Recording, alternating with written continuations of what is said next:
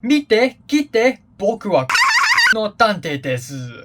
I don't know what is the Japanese word for culture. Leave me alone. What's up? It's the Culture Detective here investigating your favorite animes. And today I'm going to be doing an anime review on the latest Tante wa mo shinderu, or The Detective is Already Dead. So, in the year 2021, I have watched a lot of great animes from the same year: Attack on Titan final season, Taxi, and recently Sonny Boy. Three of these animes are also masterpieces in my opinion. And I've also watched a lot of other animes that I consider really, really good in this year, from this year, like ReZero Season 2 Part 2, and Beastar Season 2, and Jujutsu Kaisen, and Mushoku Tensei, and the list goes on, Vivi. So I realized that, you know what? Let's watch a bad anime. Let's watch an anime that is not as highly praised as other animes I have seen this year, from this year. So I have arrived at The Detective is Already Dead, which is an anime under the studios that is Enji, and it is written by Nigoju and illustrated by Umibozu. You know, I'm gonna be honest here. One of the reasons why I watched this anime is because I'm a detective myself. I mean, I'm, after all, the culture detective. I investigate culture. So it would be very fitting if a detective watches The Detective is Already Dead. And, yeah, what? What is this? What is this anime? What happened? Let's talk about the opening and ending sequences. It is the year 2021, and yet the opening sequence, the opening song of this anime is still a passionate rock song. This is the worst kind of anime openings, in my opinion, is a passionate, emotional, dramatic rock song that is just cliche and dumb, and I feel like I've heard songs like this a million times before already. And the ED is just this kind of easygoing guitar song, which is again very cliche, very forgettable, not really all that good. Apparently, it's sung by one of the illustrators who illustrated a VTuber, so hey, at least there's that. And then we have the plot of the anime itself. We have our main character, a high school student by the name of Kimi, and that is just a nickname. And Kimi is a trouble magnet. He attracts trouble, and he finds himself being in worlds of crime all the time. And one day he was suddenly shoved into a car and is told to board a plane. He boards a plane and he meets a young, cute middle school girl with white short hair by the name of Siesta. And Siesta is the legendary detective. And suddenly the plane was like, is there a legendary detective on this board? And the detective Siesta was like, yep, I'm here. And then there's a criminal in the plane, and Kimi and Siesta basically teamed up and solved this crime, and together they became partners of detectives, and has been detecting for 3 years straight until one day, for some reason, Siesta died. Thus the title of this anime, The Detective is Already Dead. And the plot is just really messy and confusing. I get what it's trying to do, but it doesn't really explain anything at all. So I can only disclose episode 1 to you because the rest of the anime won't even make much sense anyways. The first episode is this 46-minute long pilot episode that for some reason a lot of people like, even though I think it is cliche as hell and it's just kind of forgettable. The characters are mostly bland. The villain, he briefly exists on episode 1 and then he kind of does nothing for the rest of the entire season. And the entire episode just feels kind of cliche and kind of dumb and kind of comedic as well. And I also don't see the reason why it has to be 46 minutes long.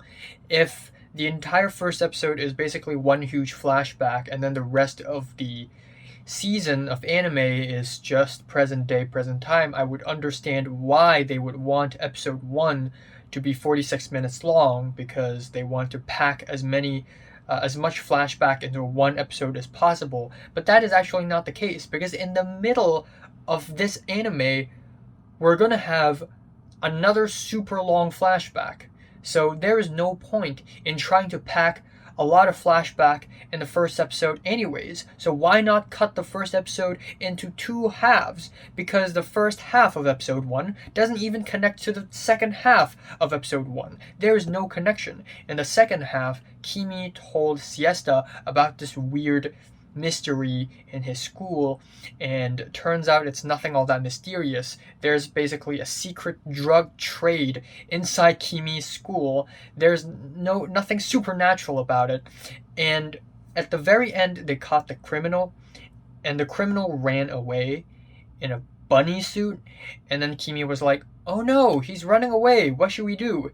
And then Siesta was like, "Don't worry, my shoes can fly." What? Yeah, this episode really lost me at my shoes can fly.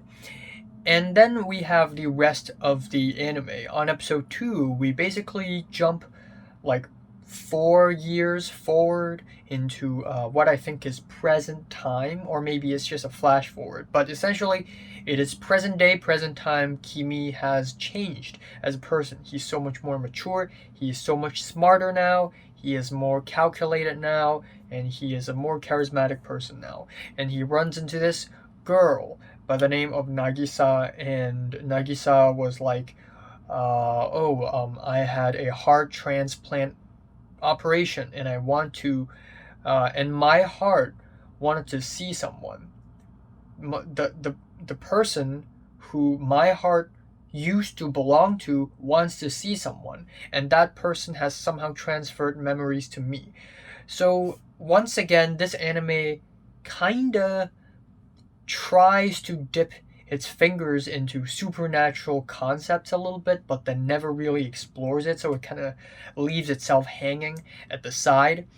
And this episode is, I think, a bit better than episode 1. I think mainly it's because our main character, Kimi, is more charismatic and more likable than he used to be in episode 1. In episode 1, he's just this shy, like confused boy, but in episode 2, at least he knows what he's doing, and he's more confident, and he's somewhat funny. Then we have episodes 3 to 4, and it is at this point when I start to think to myself, hey, maybe this anime is not that bad.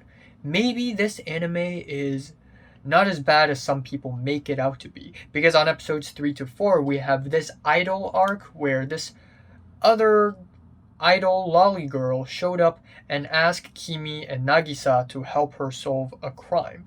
Apparently the crime is that idol has received a threat letter saying that someone will steal her very precious sapphire gem.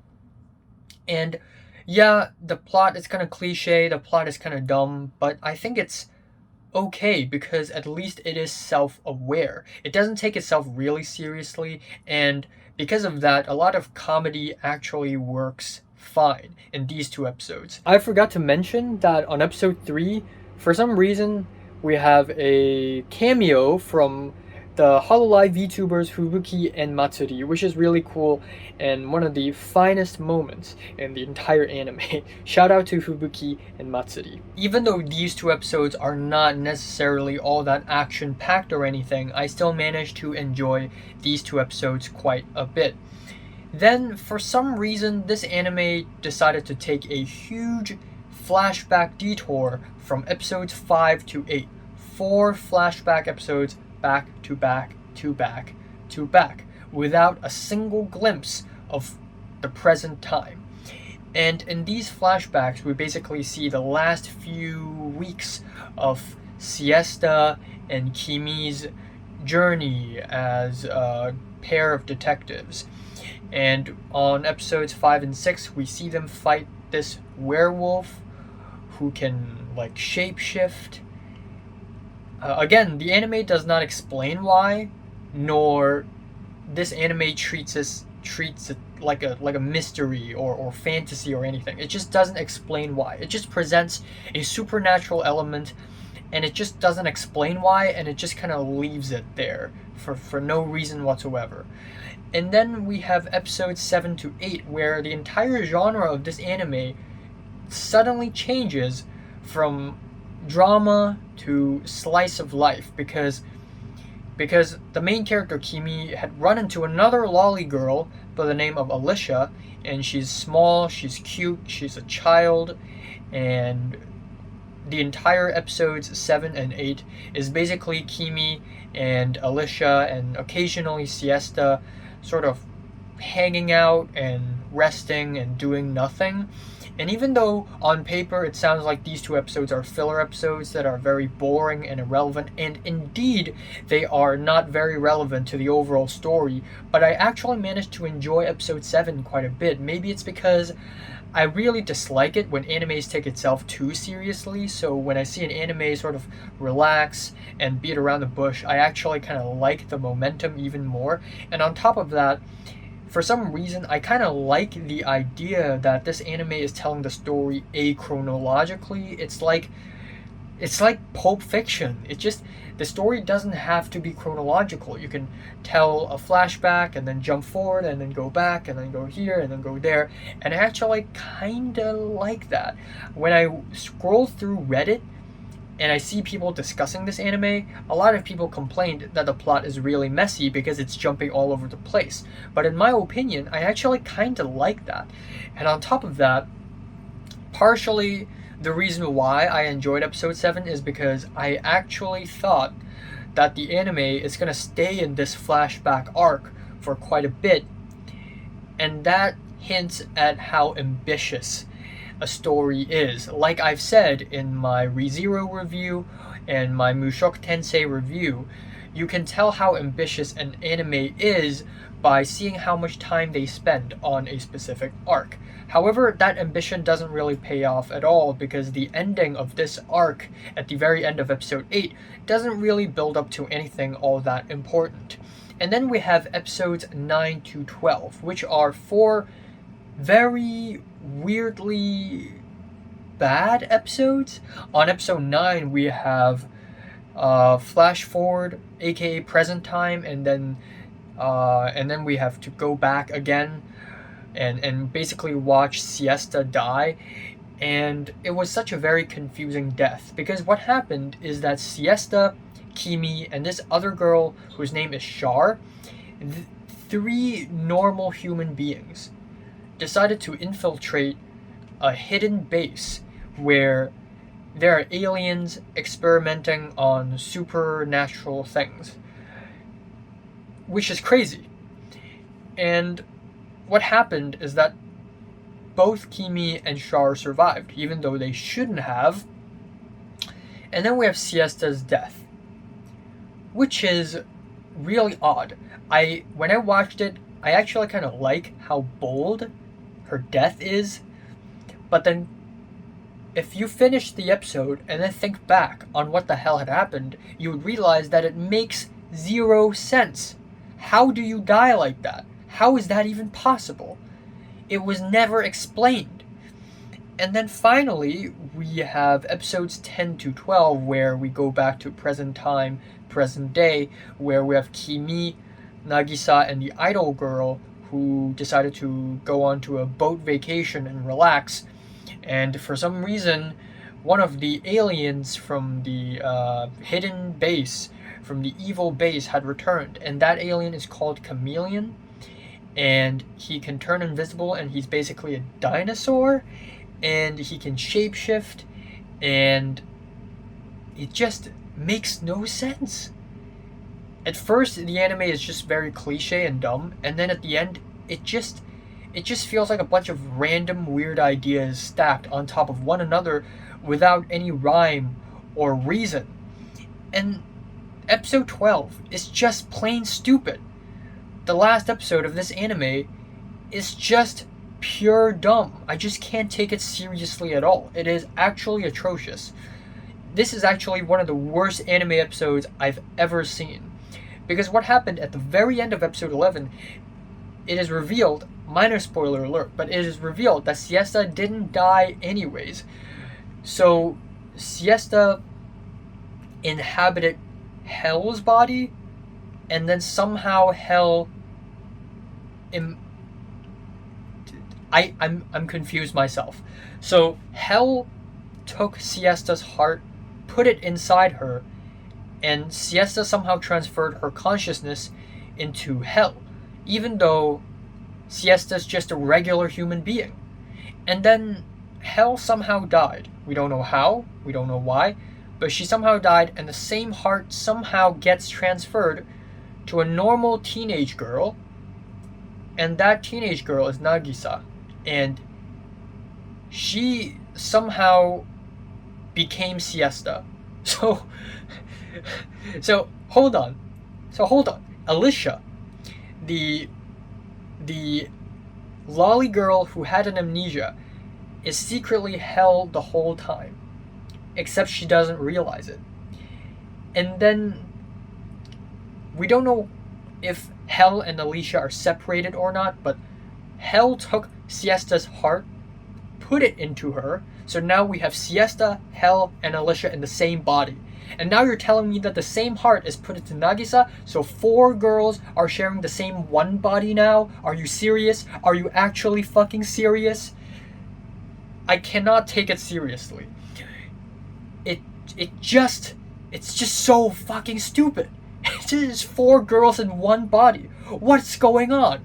And what's worse is that at the very end, in the last episode, they were fighting this huge dinosaur in the middle of a boat, and in the middle of a fight, we have this monologue between Siesta and Kimi, and Siesta, and all Siesta said was, "I wish you had sex with me."